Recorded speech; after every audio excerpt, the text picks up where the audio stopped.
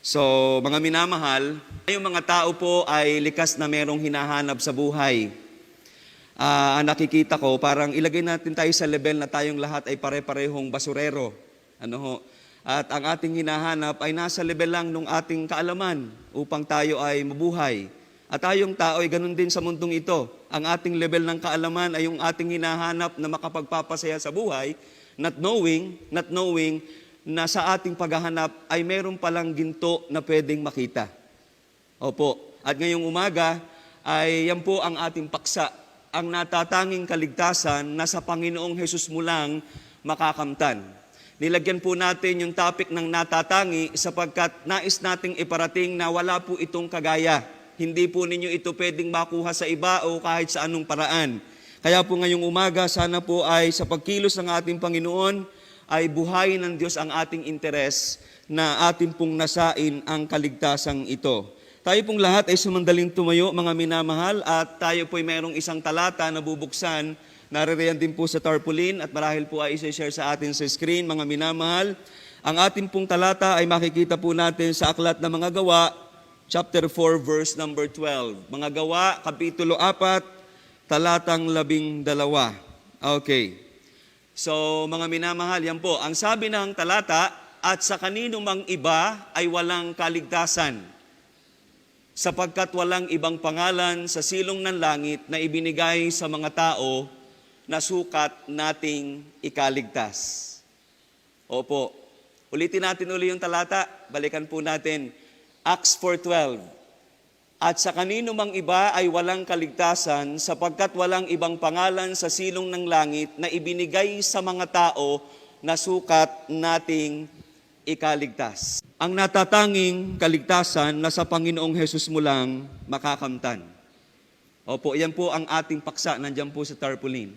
Nais ko pong patuloy na basahin sa inyo at paalaala ang paksa, ang natatanging kaligtasan na sa Panginoong Hesus mo lang makakamtan.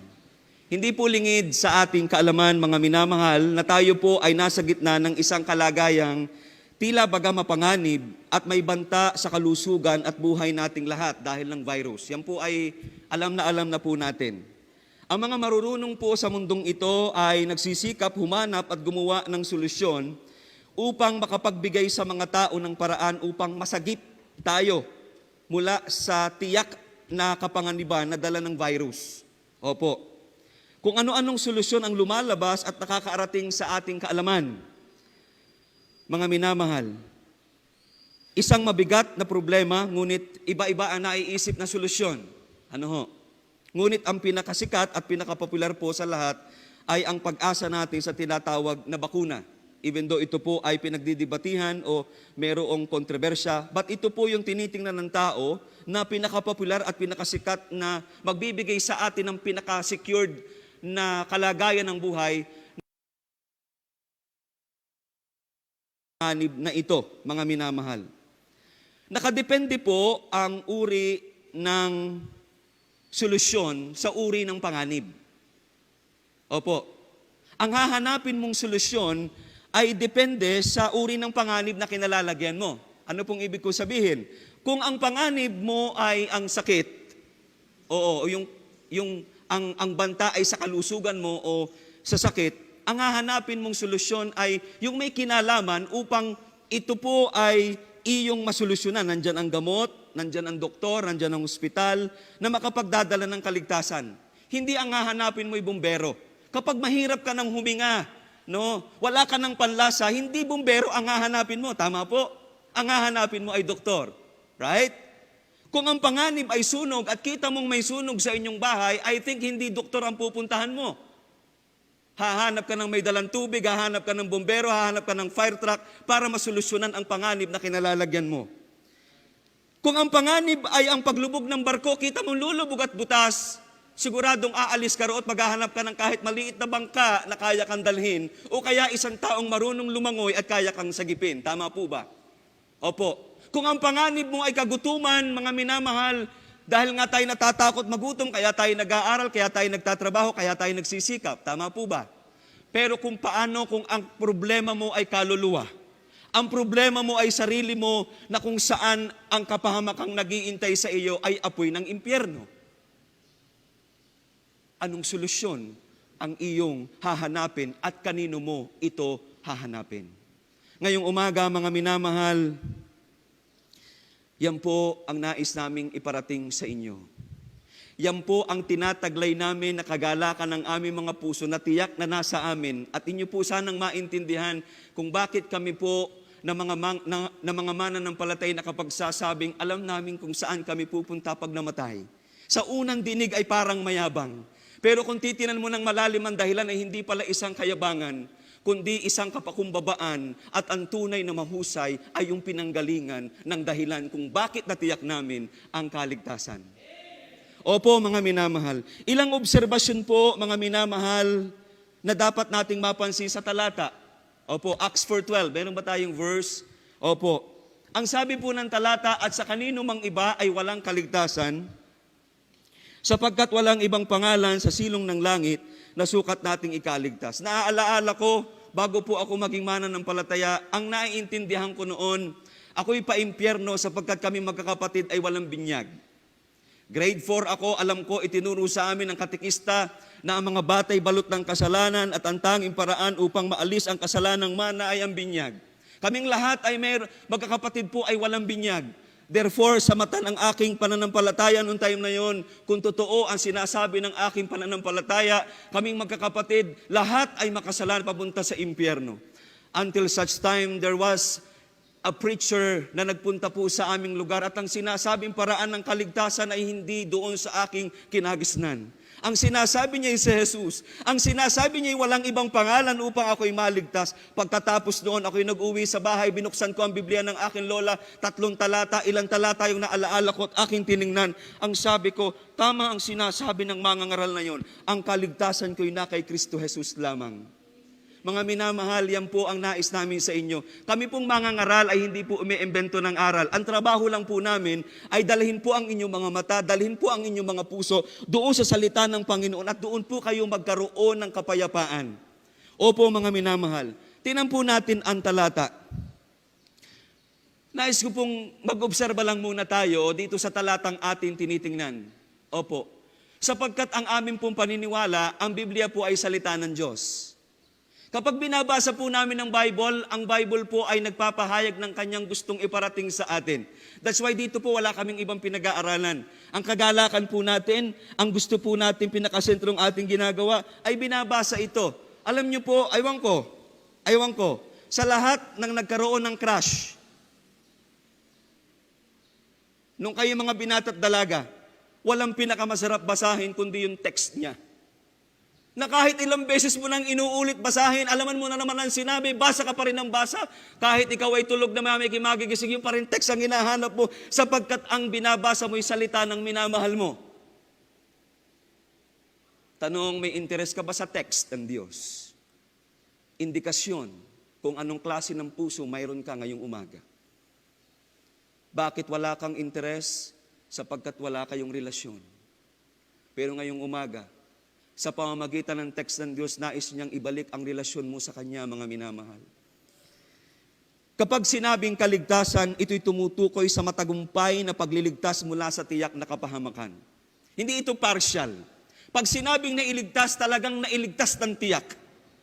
Wala nang susunod na panganib pa at wala nang panganib na nag-iintay pa. Yan po ang sinasabing kaligtasan.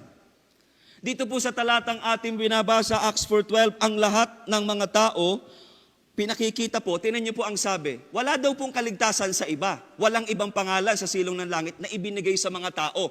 Ibig sabihin, yung kaligtasan po na binabanggit ay naka-intensyong ibinigay para sa mga tao. Ibig sabihin, ang lahat ng mga tao ay nangangailangan ng kaligtasang ito. Walang taong hindi nangangailangan nito. Ibig sabihin, ang lahat ng tao ay nasa isang matinding uri ng panganib o kapahamakan na nag-iintay sa Kanya. Opo, yan po ang nais ipakita ng talata. Kung ang lahat ng tao ay nasa panganib o kapahamakan, ibig sabihin, mayroong iisang dahilan na totoo sa ating lahat ng mga tao kung bakit totoo ang panganib na binabanggit sa talatang ito. Dahil hindi po magtuturo ng kaligtasan kung wala namang kapahamakan. Right? Bakit susugod ang mga pulis? Wala naman palang krimen na nangyayari. Bakit ang mga sundalo ito totally ay nakagir at talagang handang lumaban pagdating di wala naman palang kalaban? Bakit magsasabi ang Bible na merong isang kaligtasang ibinigay sa mga tao kung totoong hindi ka mapapahamak? Amen? Kaya po ngayong umaga, sana po'y nandyan pa kayo. Amen? Marahil wala kaming pakape, wala kaming papandesal ngayong umaga sa inyo, pero higit po sa pandesal at pandesal at kape ang kaya naming ibigay sa inyo. Sapagkat ito po'y galing sa Panginoon. Minsan naman, nagpapapandesal din po kami. Pagka may program. Okay. Ang kaligtasan tinutukoy ay natatangi sapagkat siyang tanging pag-asa ng mga taong nasa kapahamakan. Ang binabanggit ng kaligtasan dito ay natatangi. Bakit? Sapagkat siya lang ang tanging pag-asa na kailangan mo upang makaligtas doon sa totoong kapahamakan binabanggit. Opo, ang atin lang muna po ay binubulay-bulay natin yung talata. Hindi maaaring ang kaligtasan tinutukoy ay natatangi sapagkat sa iisang maaaring masumpungan o makamtan ng isang tao sa Panginoong Hesus lamang. Ibig sabihin, walang tunay na kaligtasan sa ibang pangalan. Very unique po ito. Hindi mo ito pwedeng makuha sa iba. Kaya kung hindi mo pa nakikilala at nakakatagpo ang Panginoong Hesus sa buhay mo, huwag mong sabihin meron ka ng kaligtasang ito sa buhay mo. Sapagkat tanging sa panahon na makilala mo ng lubos sa buhay mo ang Panginoong Hesukristo, doon mo lang mararanasan ang tinatawag na kaligtasan. Opo. Hindi maaaring makamtan ang tinutukoy na natatanging kaligtasan mula sa ibang pangalan o sa ibang pamamaraan. Mga minamahal, nais ko lang pong bumasa pa ng isang talata, sino ba itong Jesus na ito? Sa pagpapahayag ng banal na kasulatan. Philippians chapter 2, verse 6 to 7, please. Philippians chapter 2, verse 6 to 7. Itong Jesus na ito na ating pinag-uusapan, ito po ang deklarasyon ng banal na kasulatan, na siya, bagamat nasa anyong Diyos, ay hindi niya inaring isang bagay na nararapat panangnan ang pagkapantay niya sa Diyos, kundi bagkos hinubad niya ito at nag-anyong alipin na nakitulad sa mga tao. At palibhas ay nasumpungan sa anyang tao, siya'y nagpakababa sa kanyang sarili na nagmasunurin hanggang sa kamatayan, sa kamatayan sa krus. Ang kaligtasang ito ay masusumpungan mo lang kay Kristo Jesus. At sino itong Kristo Jesus na ito? Hindi ito kagaya ng sino man. Ito ang natatangi at nag-iisang Diyos na nagkatawang tao. At kapag sinabing Diyos, mga minamahal, siya ang lumikha ng lahat ng bagay at ang lahat ng bagay ay nakasalalay sa Kanya. Kung inyo pong lalagyan ng presyo at halaga ang lahat ng bagay, mga minamahal, lagyan mo na ng presyo ang lahat ng bagay. Ikumpara mo kay Kristo Jesus, mga minamahal, at maglagay ka ng timbangan, ilagay mo din ang buong mundo, ang buong universe, nandini ang Panginoong Hesukristo, ipatong mo pareha sa timbangan, mga minamahal, kapag inilagay mo ang Panginoong Hesus dini, tatapon ng walang hanggan ang kabila sapagkat mabigat ang halaga nito. Kaya po ba, ang sabi, bakit kayang Kristong yan, parang ang dating sa Kanya lamang makukuha yung napakahalagang yan, sapagkat ang persona'y hindi po pipitsugin. Ang persona'y napakahalaga. Napakataas po ng katangian. Mga minamahal, yan po ang ating nakikita. Kayo po ba'y nandyan pa? Kaninong aral na mayroong natatanging kaligtasan na sa Panginoong Hesus mo lang makakamtan? Kaninong aral? Gusto ko pong madama ninyo, mga minamahal, ang espiritu na hindi po lahat ng pananampalataya ay pare-parehas.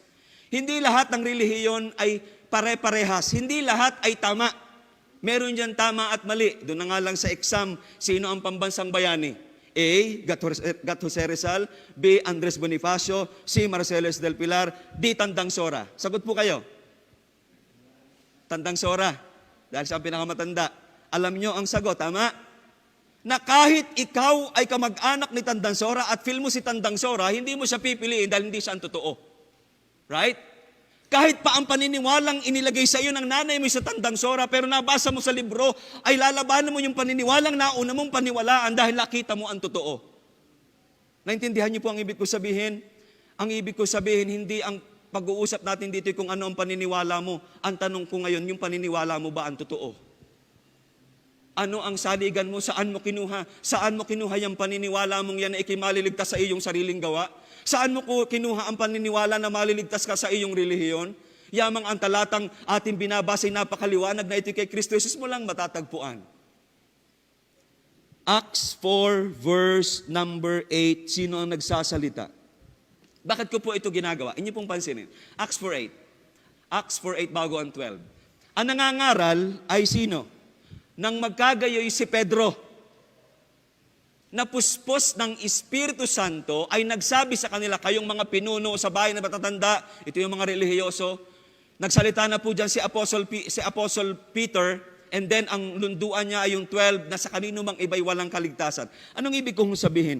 Bago ako maniwala sa kahit sino mang mangangaral na tao sa mundong ito, babasahin ko ang Biblia, aalamin ko ang sinasabi ni Pedro, aalamin ko ang sinasabi ng Panginoong Yesus, aalamin ko ang sinasabi ni Pablo, sapagkat sila ang nagsasabi ng totoo. Opo, kung kayo po ay nalilito bago kayo maniwala sa mga mangangaral, puntahan niyo ang Bible, tingnan ninyo ang sinasabi ni Pedro. Ayan na po si Pedro nagsasalita. Sinong pumupuspos sa kanya? Ang banal na Espiritu. Anong ibig sabihin? Ang aral na hawak niya ay talagang totoong aral.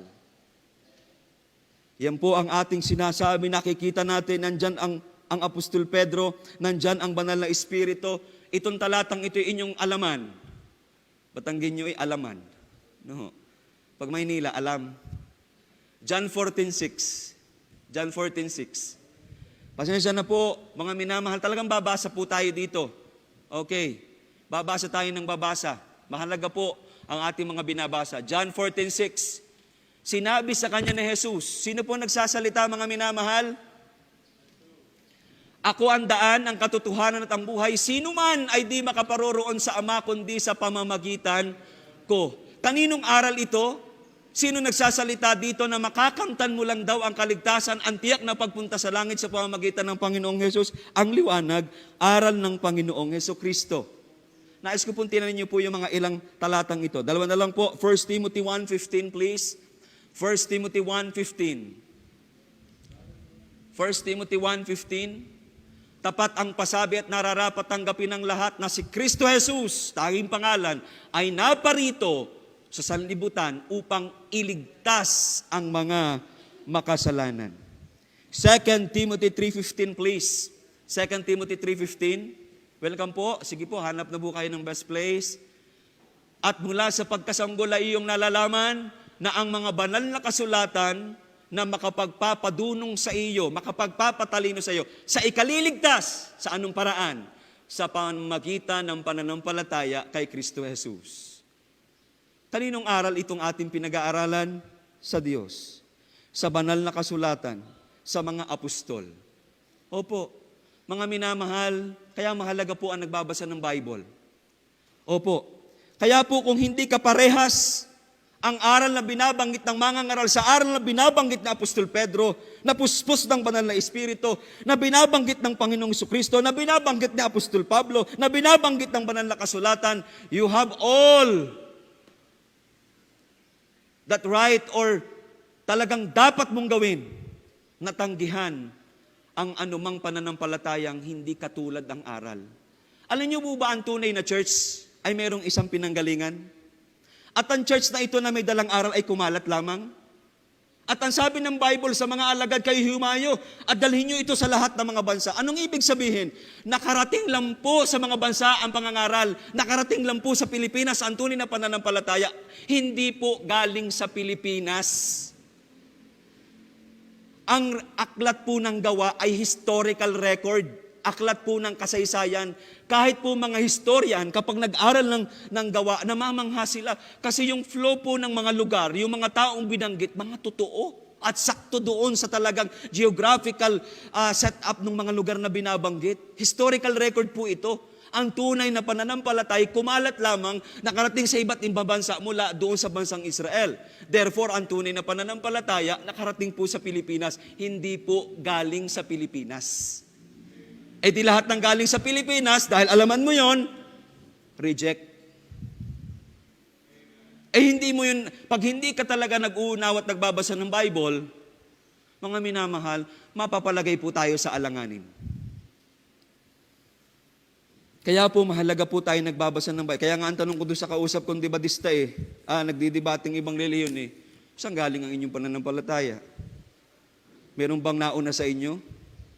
Tingnan nyo lahat ng peking relihiyon. Walang maiturong pinanggalingang nauna sa kanya. Sila lagi ang nagsimula. But for your information, sabi nung ibang nag-aaral, ang pinakamahirap na alaming history ay ang history ng mga baptistang ito. Dahil laging may naunang, pag may itinuro kang nauna, yung aral na taglay nila, mayroong pang naunang naghahawak ng aral na kanilang hawak, na mayroong iba't ibang pangalan. Mga minamahal, madali po yung kumparahin at alamin. Tingnan mo yung sinasabi ni Pedro, tingnan mo yung sinasabi ni Pablo, tingnan mo yung sinasabi ng mga ngaral, at ikumpara mo sa sinasabi ng mga ngaral ngayon. Makikita mo kung sino nagsisinungaling. Opo, mga minamahal, yan po ang ating binabanggit. Ngayon, punta tayo sa ating talagang pinakasentro. Kayo po sana'y nandyan pa. Opo, tinan po natin, bakit natatangi ang kaligtasang ito? Balik po tayo sa talata, Acts 4:12. At sa kanino mang iba ay walang kaligtasan, sapagkat walang ibang pangalan sa silong ng langit na ibinigay sa mga tao. Para sa atin ito, nasukat nating ikaligtas. Ang tanong natin ay bakit natatangi ang kaligtasang ito? No? Kasi lahat tayo, pagka tayo ay meron ng pera, pagka tayo ay malusog, pagka tayo nasa magandang kalagayan, maganda ang karir, parang we don't need anything. Parang fulfilled na tayo, parang punong-puno na tayo, parang masaya na tayo, parang wala tayong kailangan. At kahit minsan mananampalataya o hindi mananampalataya, nagdadanas ang parehong sitwasyon sa buhay. Pero ang tanong, ano yung natatanging kaligtasan na ito? Na sa Panginoong Hesus mo lang makakamtan. Bakit natatangi ang kaligtasang ito na makakamtan mo lang sa Panginoong Hesus? Tingnan po natin, Mark 8:36. Mark 8:36. Bago ko po ibigay yung punto. Marcos 8:36. Huwag niyo pong tatayaan sa weteng, hindi po yan tatama. 8:36. Minsan kasi, kaya nasimba yung iba, naghahanap daw nung itataya. Yung, 8:36, ang diniinan ng mga ngaral. No? Parang doon nakasalala yung kanilang, yung kanilang kinabukasan. Sapagkat ano ang mapapakinabang ng tao na makamtan ng buong sanlibutan at mapapahamak ang kanyang buhay. Ang tinutukoy pong buhay sa English ay kaluluwa. Ang sabi ng talata, makamtan mo na ikan lahat.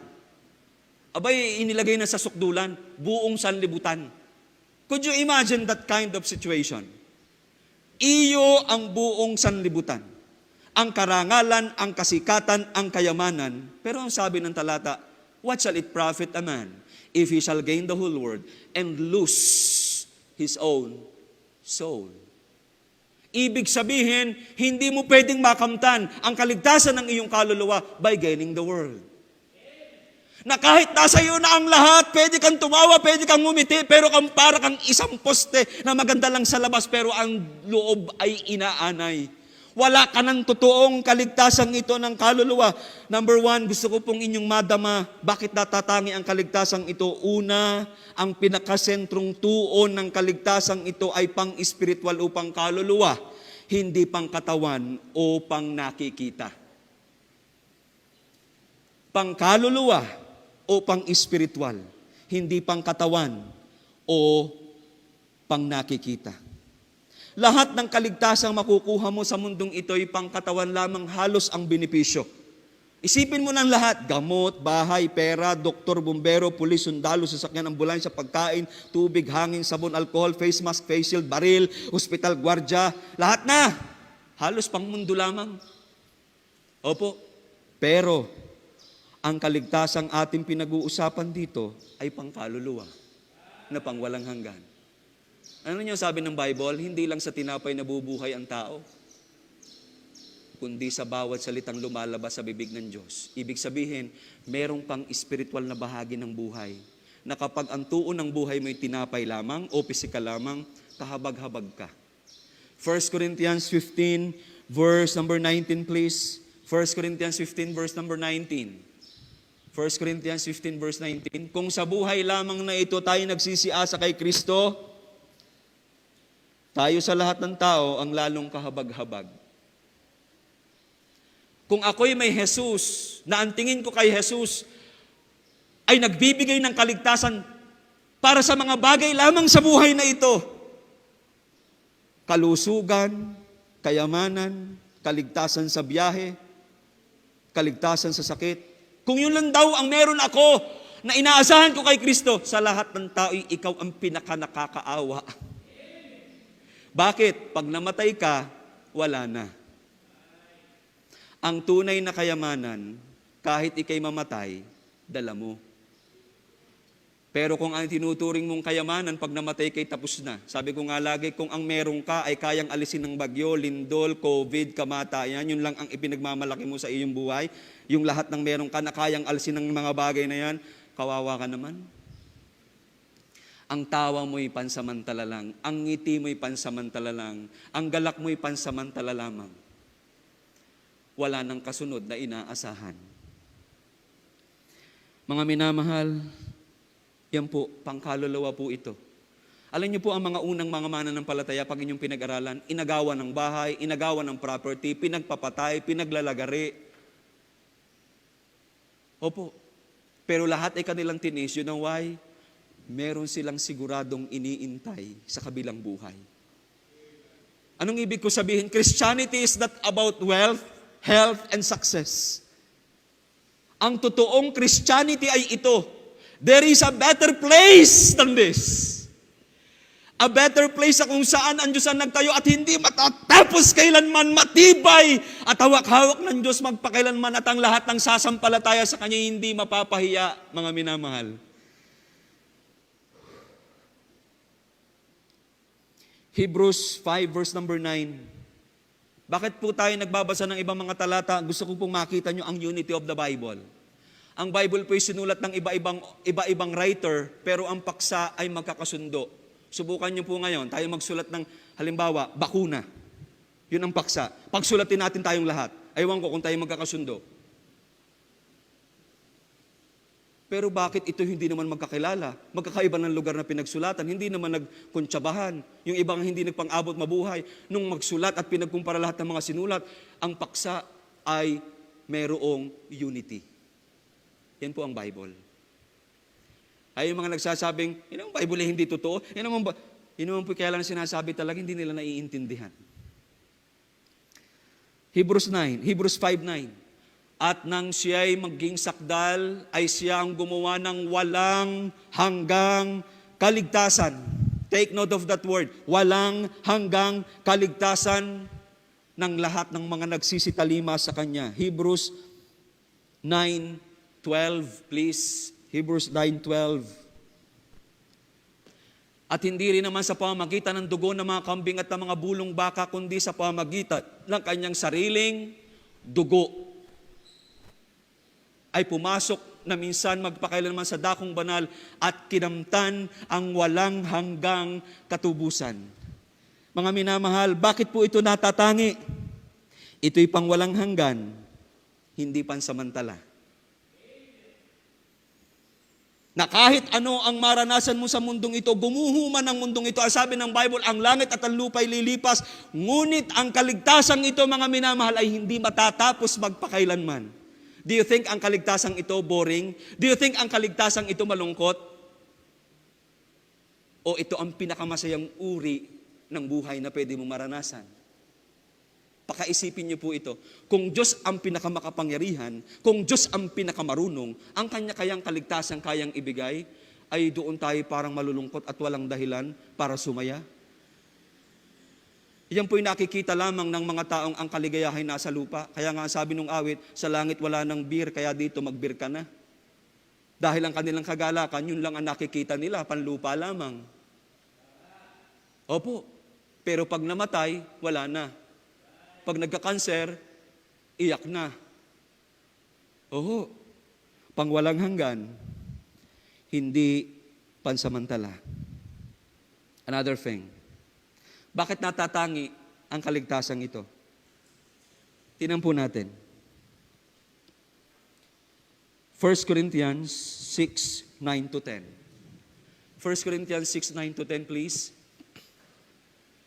1 Corinthians chapter 6, verse 9-10. O hindi ba ganyo nalalaman? Ang mga liko ay hindi magmamana ng kaharian ng Diyos. Huwag kayong padaya. Kahit ang mapakiapid, ang mananamba sa Diyos-Diyosan,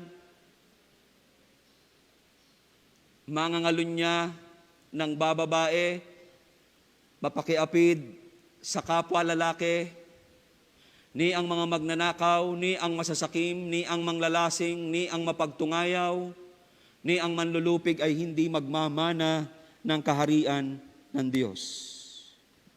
Pakalimiin nyo lang po yung talata.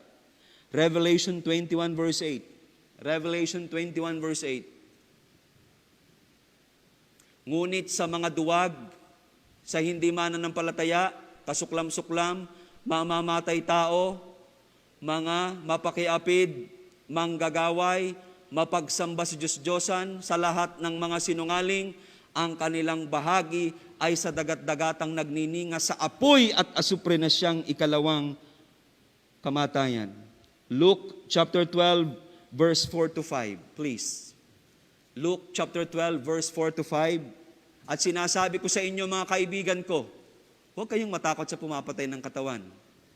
Na pagkatapos niyan, wala namang magagawa. Dapat ipinagpapaon ako sa inyo kung sino ang dapat yung katakutan. Ito daw po ang dapat nating katakutan. Katakutan ninyo, yaong pagkatapos sa pumatay, ay may kapangyarihang magbulid sa impyerno. Tunay, sinasabi ko sa inyo, ito ang dapat nyong katakutan. Sa binasa po natin talata, mga minamahal, binabanggit ang mga kasalanan at binabanggit ang kaparusahan sa kasalanan. Ito po ay natatangi, mga minamahal. Gusto ko po itong inyong maintindihan. Bakit natatangi ang kaligtasan ito?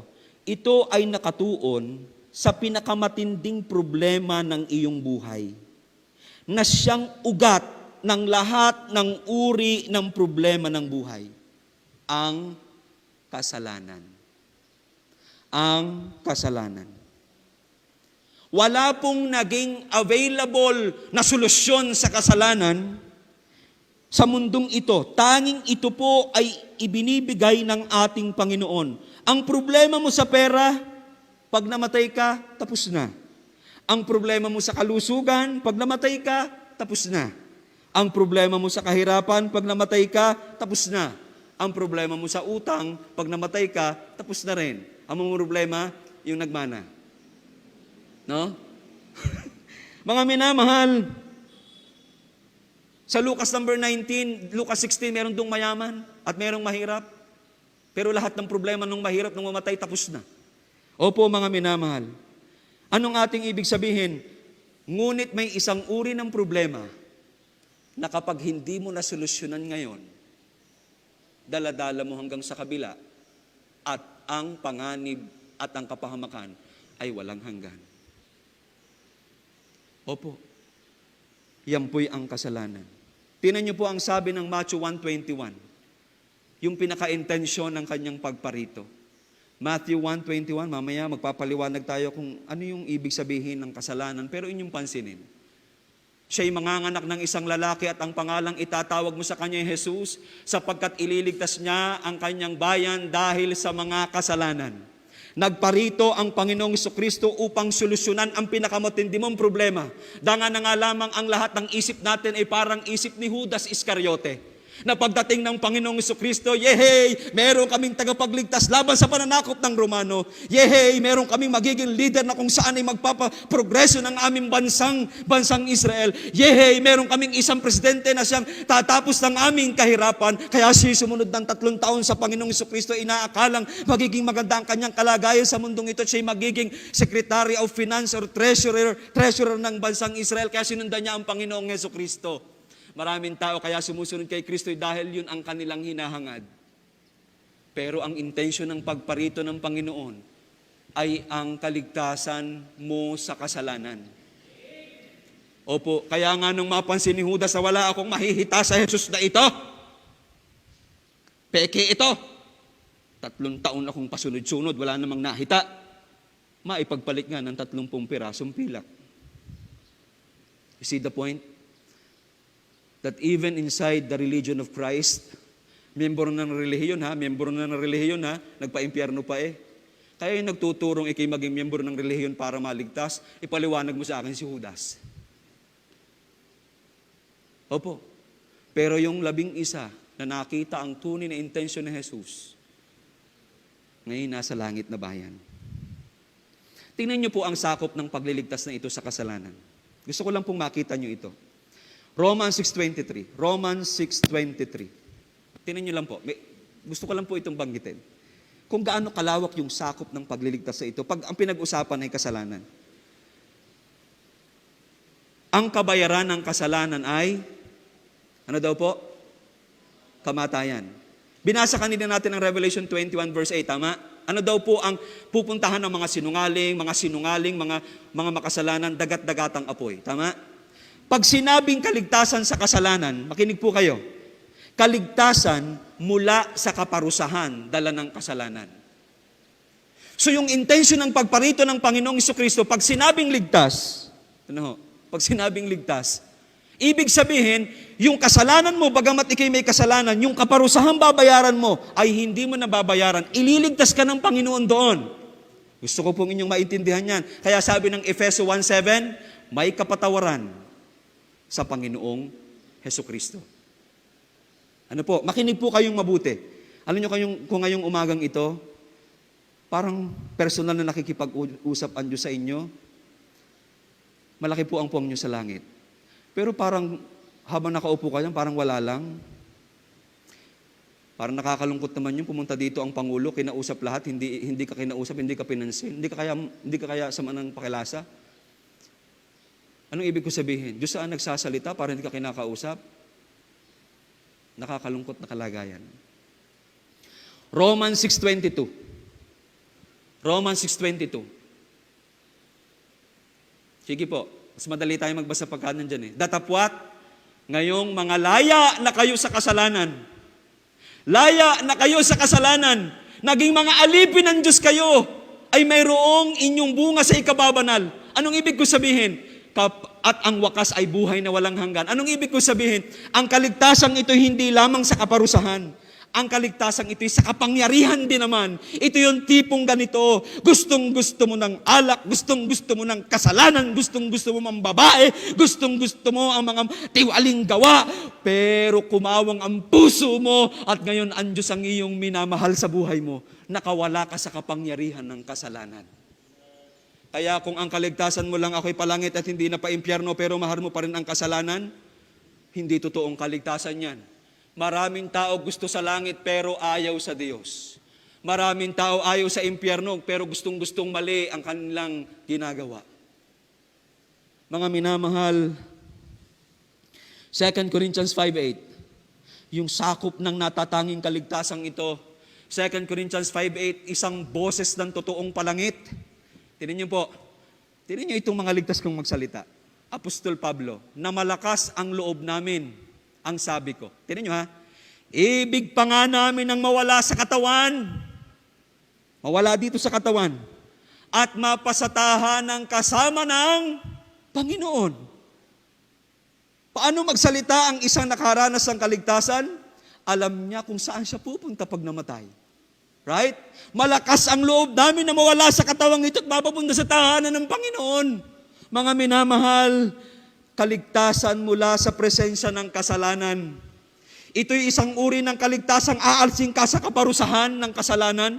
Isang kaligtasang aalsin ka sa kapangyarihan ng kasalanan. Isang kaligtasang aalsin ka isang araw sa presensya ng kasalanan at dadaling ka sa presensya ng Diyos kung saan wala ng kasalanan at malaya ka na. Alam niyo ang tunay na nakakapagod sa mundong ito? Ang buhay ng kasalanan. Diyan nagmumula ang tunay na kapaguran. At hindi lang yun. Romans 5:11. Romans 5:11. At hindi lamang gayon, kundi tayo'y nangagagalak naman sa Diyos sa pamamagitan ng ating Panginoong Hesukristo. Ano itong klase sa pamamagitan na itinamo natin ngayon ng pagkakasundo? Balik po tayo ng konti. That's the first part. Ano yung kaligtasang binabanggit dito? Kaligtasang mula sa kagalakan sa kasalanan. Alam nyo yung kalagayan ng buhay na nawala ang kagalakan mo sa kasalanan at napalipat sa Diyos ang iyong kagalakan, ang totoong kaligtasan. Mga minamahal, isipin niyo po ito. Sino lamang, pakaisipin niyo po ito, sino lamang, ano lamang ang pwedeng magbigay sa iyo ng pinakamatinding kagalakang hindi matatapos magpasawalang hanggan? Isipin mo yung mabuti. At lahat ng ipapalit mo sa Diyos, kapalit ay impyerno. Opo. So ang kaligtasang ito ay mula sa kaparusahan, mula sa kapangyarihan, mula sa presensya, mula sa kagalakan ng kasalanan. Pangapat, napuntos doon sa bakit natatangi ito. Tingnan niyo po ang Acts 4:12. Balik po tayo. Kayo po ba'y gising pa? Sinong inaantok? Sino pong inaantok? Okay. Pakapit tayo mamaya, yung sa inaantok, baba po kayo, ako po ang babayad. Mag-iinit po kayo ng tubig, pakakapihin po namin kayo. Alam niyo, sa totoo lamang ang mga tao, kung kami lay mapera, kahit bayaran mo ng 100, usapin lang kami. Pero yung ibang mangangaral, hihingang ka. Pero alam niyo po, sa aming intensyon, sa taas ng aming pong gustong mangyari sa inyo, kahit kayo aming ilibre pakainin namin kayo ng pandesal, bayaran namin kayo. Kaya nga laay pare-parehong ngayon pandemic yan At sa kanino mang iba'y walang kaligtasan sapagkat walang ibang pangalan sa sinong langit na ibinigay sa mga tao. Sa mga tao, sa mga tao, sa mga tao. Bakit ito natatangi? Ito ay hindi pangangailangan ng iilang tao, kundi ng lahat ng mga tao. Kundi ng lahat ng mga tao. Romans 3:23 please. Mayaman man o mahirap, edukado man o hindi, kilala man o hindi, lahat, relihiyoso man o hindi, nasa kulungan man o hindi, lahat ng mga tao ay nangangailangan ng kaligtasang ito. Sapagkat ang tunay nating problema ay kasalanan, sapagkat ang lahat ay nagkasala nga at hindi nakaabot sa kaluwalhatian ng Diyos. Lahat po ang sabi ng talata, kaya po yung nagsasabing hindi siya makasalanan ay mayabang. Opo. Alam niyo po ang Bible, ang isa ko napasin sa Bible, bigyan ko kayo ng ilustrasyon.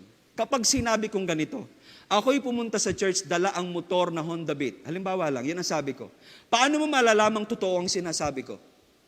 Pupunta ka sa labas at titinan mo ako, nandun nga yung Honda Beat na kulay magenta. Tama? So yung sinabi ko, nung tingnan mo sa realidad, totoo. Tama? Nung sabihin ng Bible ang lahat ay nagkasala, tingnan mo ang puso ng lahat ng tao.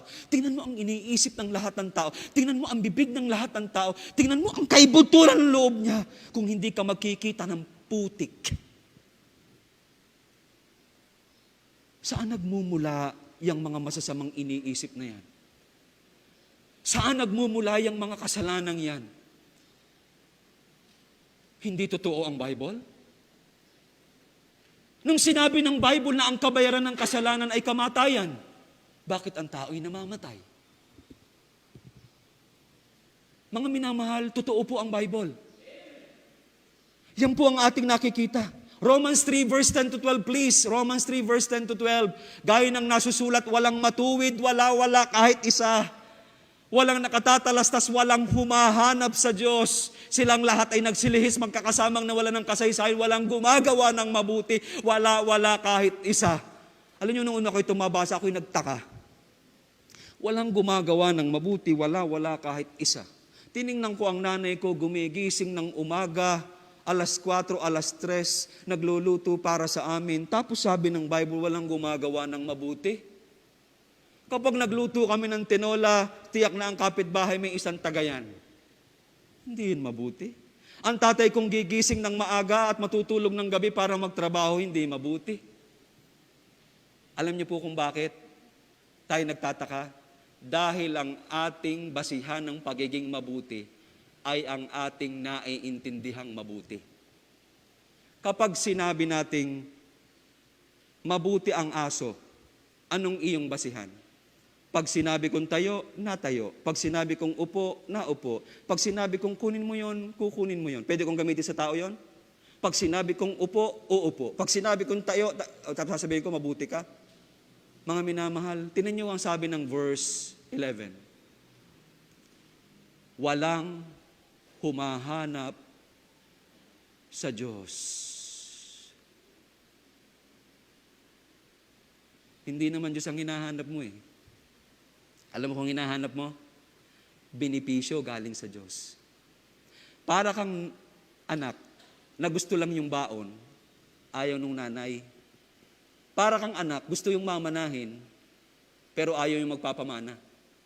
Saan kayo nagkita ng ikinasal? Na pagkatapos si ikasal at na makuha ng asawa yung gown, ay umalis na. Yung gown ng babae. Dahil yung gown lang pala ang gusto. At hindi yung nakagown. Alam nyo, yan ang tao. Ayaw nung sentro, gusto yung palabas. Yung palamuti. Gusto mo ng lupa, gusto mo ng kotse, gusto mo ng pakinabang, pero ayaw mo sa Diyos. Yan po ang lalim ng kasalanan. Oh, mga minamahal,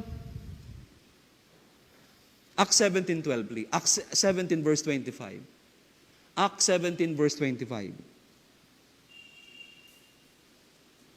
Tingnan niyo po ang ginagawa ng Diyos sa buhay mo at sa buhay ko. Pansinin natin.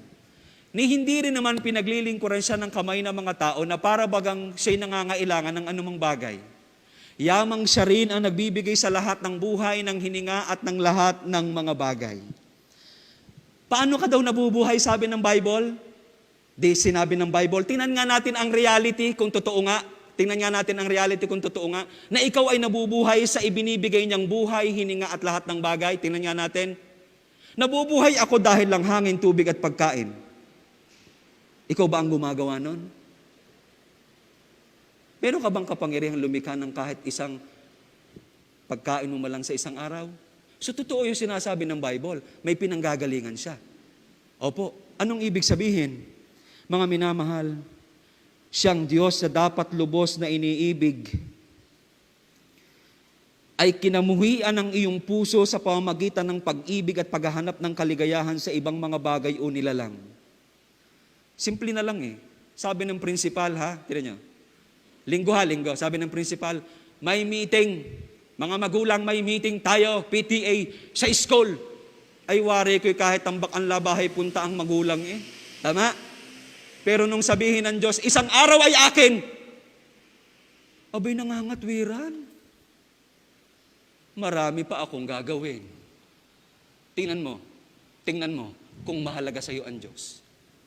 Ay naiintindihan na naman ng Diyos yun. Mga minamahal, ang Diyos ang may malaking puhunan sa buhay mo, pero siya ang pinakahuli sa iyo. Gaano kasaklap sa isang tatay o nanay na nasa sa abroad, na nagpapakahirap, pinapadala ang lahat ng kailangan mo, at yung pinapadalang asawa, nag-i-enjoy sa iba.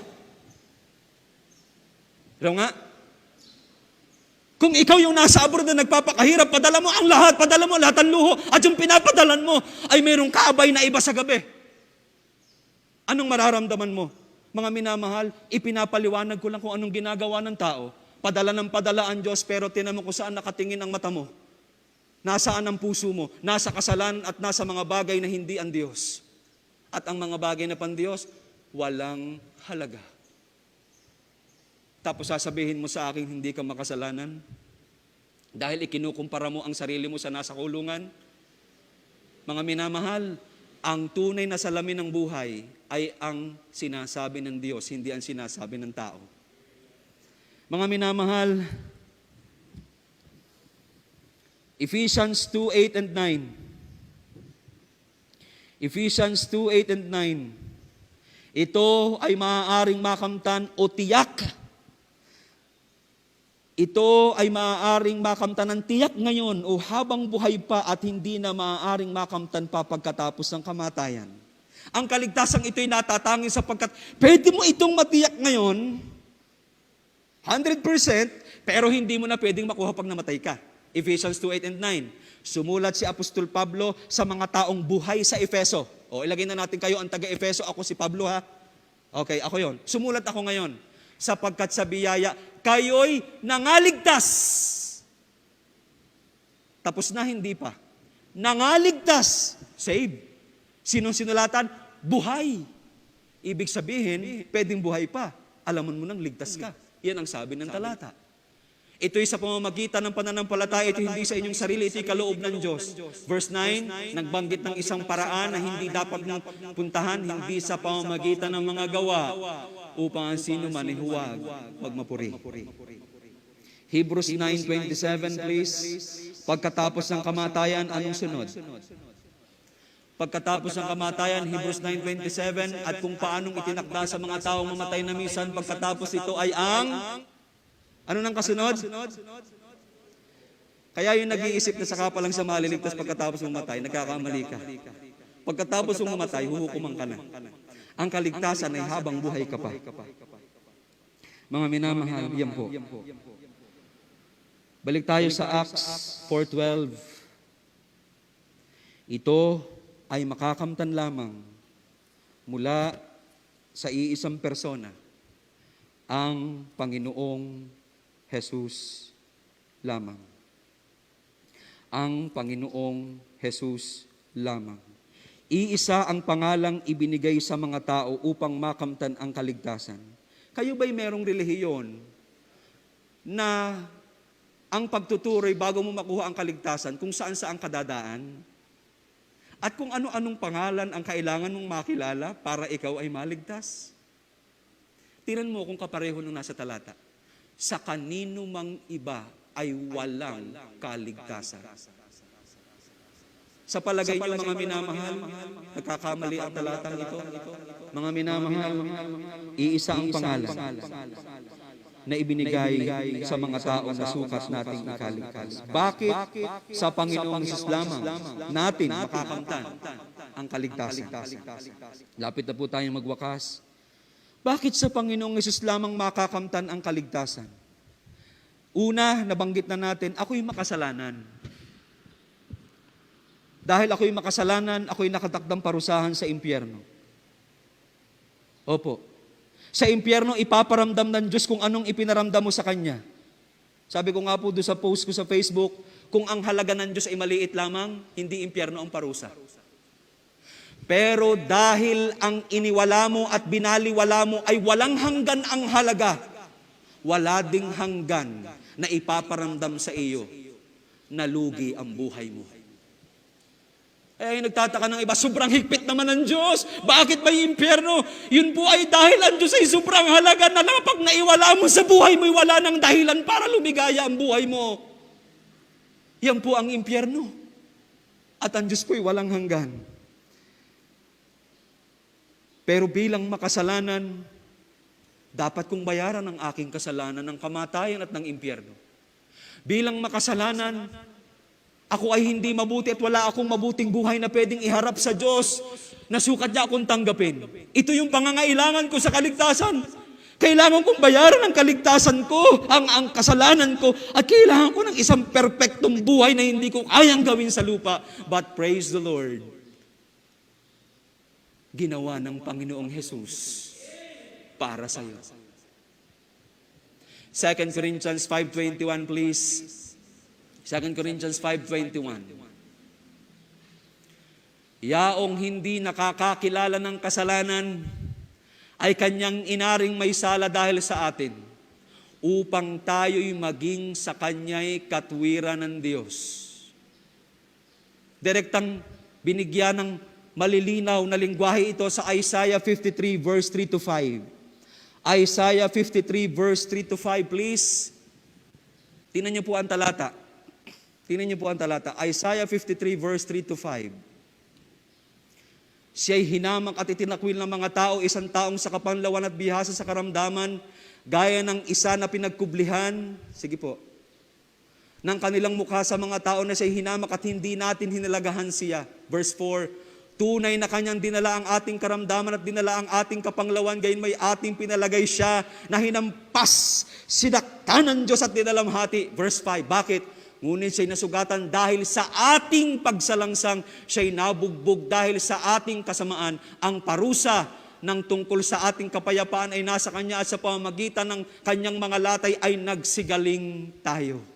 Alam niyo po ang pinakikita ng talata? Mga minamahal, pansinin niyo po ito. Ang kabayaran ng kasalanan ay kamatayan. Kung ikaw ay nagkasala, dapat kang mamatay at parusahan. Ngayon, kung hindi yan mababayaran, hindi ka maliligtas. Hindi ka pwedeng maglagay ng ibang bayad. Hindi ang bayad ay binyag. Hindi ang bayad ay bautismo. Hindi ang bayad ay pagsapi sa reliyon. Ano ang bayad? Kamatayan. Kaya masusumpungan ko lang ang kaligtasan doon sa personang kayang bayaran ang aking kasalanan at ginawa niya na. Noon sa krus ng Kalbaryo ay dinala niya ang iyo at aking kasalanan at siya ang nagdanas ng parusa para sa iyo. At sa loob ng 33 taon, magtataka tayo, bakit hindi pagbabaan ng Panginoong Jesus? Nagdiretso sa krus ng Kalbaryo. Bakit kinailangan niya pang mabuhay mula bata at mabuhay ng 33 taon? You know why? Sapagkat kailangan niyang maggawa ng isang buhay na walang kasalanan, isang perpektong buhay na hindi mo kayang gawin. At ginawa niya para sa iyo. At sa oras na ikaw ay sumampalataya, tulad ng kriminal na nasa kanan ng Panginoong Jesus, tandaan niyo po iyon, meron pong dalawang kriminal na habang siya'y naroroon doon sa Lucas 23 verse 39 to 43, ano ang naramdaman ng makasalanan? Yung unang isa, habang nakapako ang Panginoong Jesucristo, despite of all this truth, ano ang sabi ng isa? Iligtas mo ang iyong sarili at kami. Pagkatapos ng lahat, ang iniisip mo pa rin, pisikal, tiyan, trabaho mo, emosyon mo, boyfriend mo, walang puwang si Jesus sa'yo. Pero yung nasa kaliwa, anong sabi nung isa?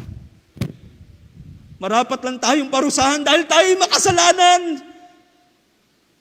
Yung kasalanan binayaran ni Jesus, kanya ngayon tinatanggihan, kanya ngayon kinamumuhian. At ang sabi niya, Jesus, marapat lang kaming parusahan, dapat lang kami mamatay, dapat lang tayo mamatay dahil tayo makasalanan.